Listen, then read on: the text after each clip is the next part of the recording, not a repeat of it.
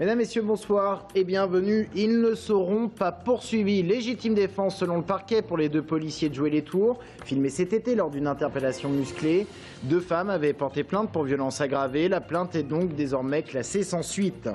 Un symbole de l'histoire militaire à Blois, en proie aux flammes hier soir. Le bâtiment central de l'ancienne caserne de Saxe a été victime d'un incendie.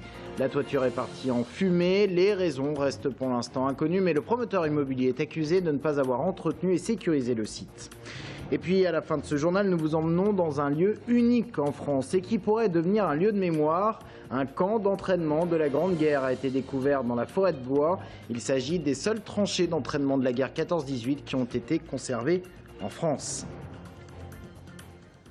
Légitime défense pour les deux policiers de Joué-les-Tours qui avaient été filmés et diffusés sur Internet cet été. On les voyait procéder à une interpellation musclée et violente. Deux femmes avaient déposé plainte classée sans suite, on l'a appris ce matin. Les deux policiers ne sont donc pas poursuivis. Aurélie Renaud. Aucune infraction retenue contre les policiers. C'est par voie de presse que le parquet a fait part de sa décision. Il a classé sans suite les plaintes de Guylaine, 41 ans, et de Sophie, 22 ans.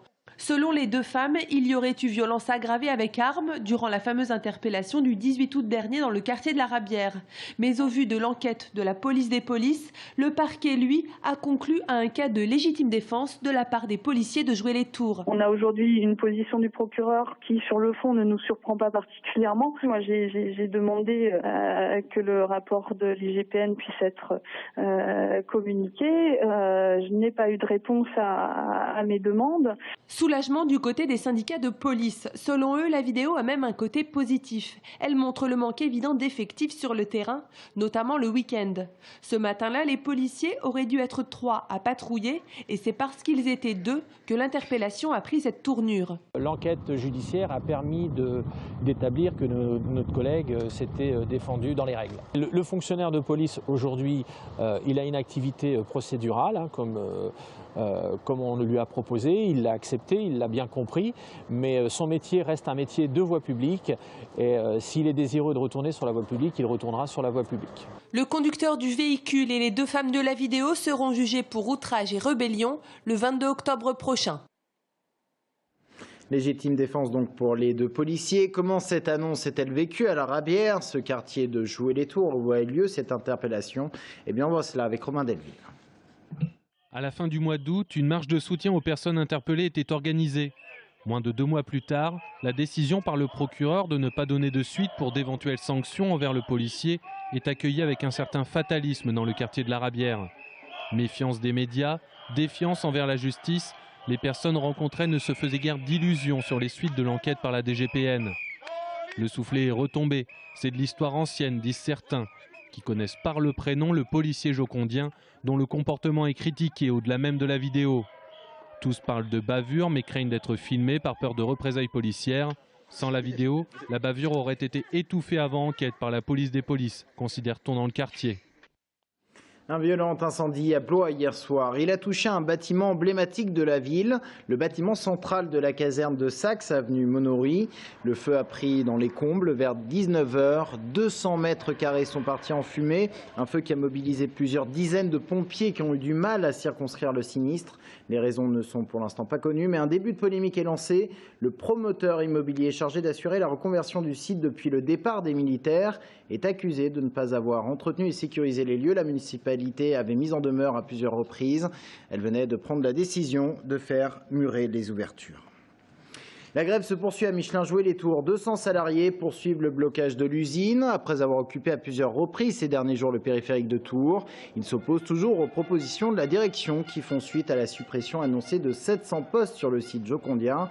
Conséquence de ce blocage, les usines de Roanne et Cholet commencent à manquer de pièces métalliques, des pièces qui sont fabriquées à Joué-les-Tours.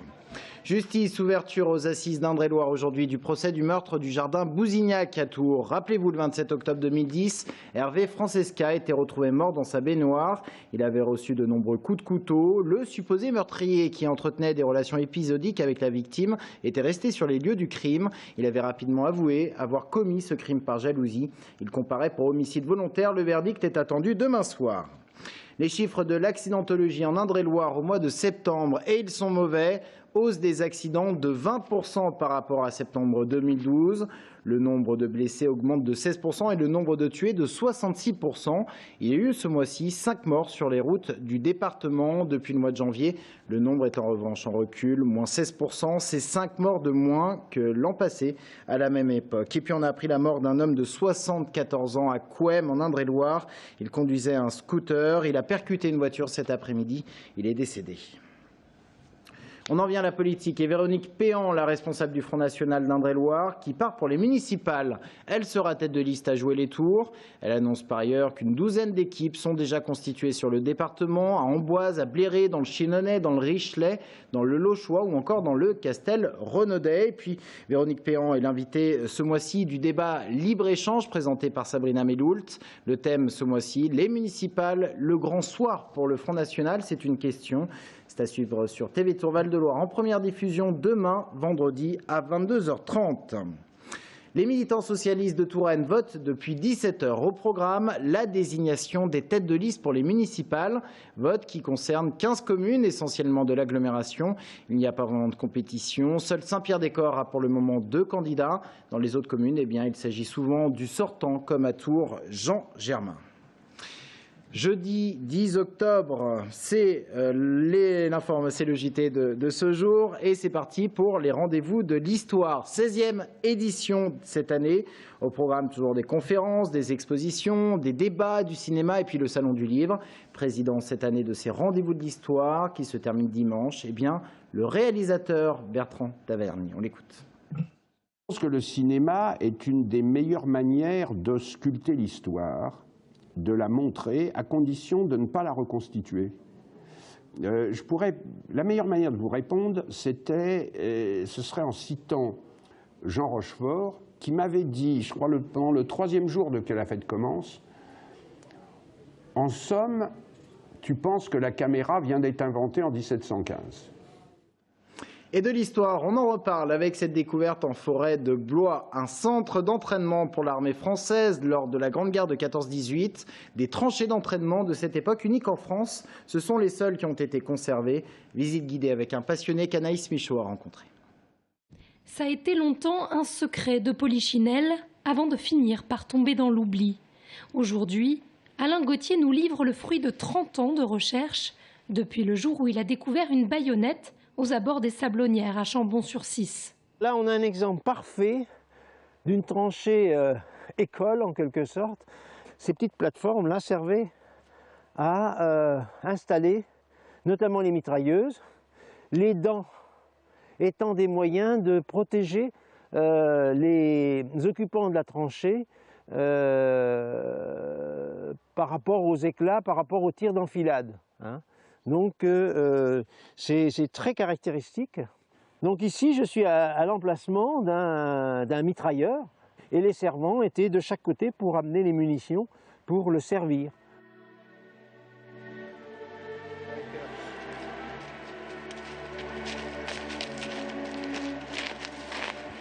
Nous avons ici un lieu de repos constitué de 3 casemates qui représentaient à peu près la valeur d'une douzaine d'hommes en tout. Alors les casemates, c'est un endroit enterré, couvert d'un toit, là ici fabriqué certainement avec des rondins, pourquoi pas des rondins de chêne puisque nous sommes dans une forêt de chêne, et donc recouvert de la terre qui a été retirée de l'excavation et qui leur permettait de dormir, de se reposer, y compris de cantiner. Une forêt qui a servi dès 1915 de terrain d'entraînement à des régiments. 3 kilomètres de tranchées jamais souillées par le sang, où ont défilé de nombreux soldats qui, bien qu'entraînés, ne sont pour certains jamais revenus du front.